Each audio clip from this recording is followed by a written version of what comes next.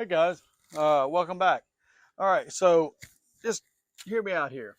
All right, so you're out, you're gonna go diving. We're down on the coast, Pensacola, Florida. We're diving with Shark Quest. Great guys on there, by the way.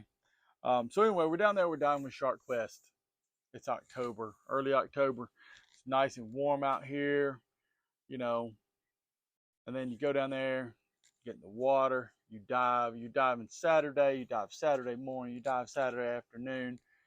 Then you go back to your hotel, and then Sunday morning you get up. You're gonna dive Sunday morning, Sunday afternoon. You go to put on that wetsuit Sunday morning, and it's cold because it's still wet and it's been sitting there cooling off. So when you go put it on, it's just frigid. Um, it sucks. All right. Um, or maybe you just, you went to Roatan and you're flying back tomorrow and your wetsuit is still wet and you need your wetsuit to be dry. I have the solution for you guys. All right. So underwater kinetics, this is, here we go. Underwater kinetics, they have made this wonderful invention, and it's a hanger. It's a wetsuit hanger. Now it is rather bulky, as you can see, big and bulky. But the reason why is you have a fan in here. Now it's not battery powered, unfortunately, but here's the plug for it. So you put your wetsuit on it, hang it up wherever. Got to be close to a plug though. Plug it in, and as soon as you plug it in, that fan starts going. And what it does is it pulls air through the wetsuit, and it's not super loud. I mean, you can hear it, but it's not super loud. And for example, let's just look and see what it says here. All right, so for a wetsuit, it's saying you're looking at 55 hours for a wetsuit to completely dry. Let's see.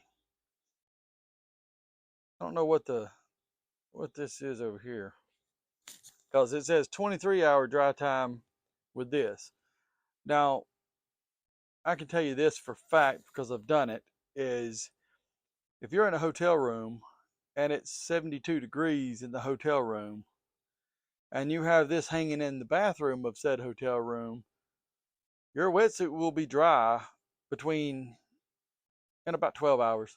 I know in about 11 to 12 hours, because that was the time frame we were in there before we went and got them and went diving again. So, it's gonna significantly decrease your drying time for your wetsuit. Let's see. Let's see. I don't know why it says that it takes that long, because it doesn't. So anyway, it does have a 15-foot power cord, so it doesn't have to be right beside the plug, but fairly close. And then the other thing they include, because they're expecting you to travel, here is an array. It comes with an array of different plugs for different countries. Um, for example, that's definitely not a U.S. plug, but they have see, one, two, three different. Comes with three different plugs. Um, so that should take care of several countries that you'd probably be diving in. I'm guessing. I don't know. I try and stay in countries that just use standard, two prong like we do here in the U.S. But anyway, it does come with those.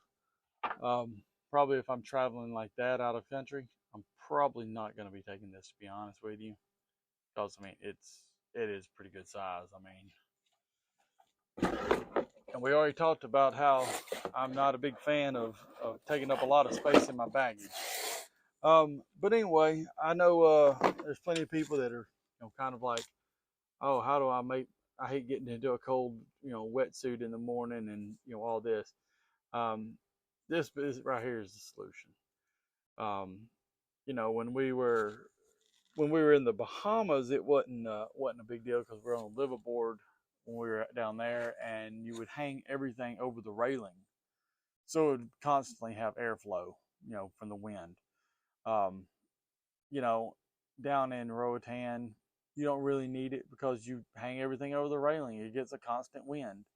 But if you're somewhere like, say, you know, like I was saying, in Florida, um, you know, you're in a hotel room. Maybe you don't have a balcony because the hotel we stayed in last time didn't have a balcony.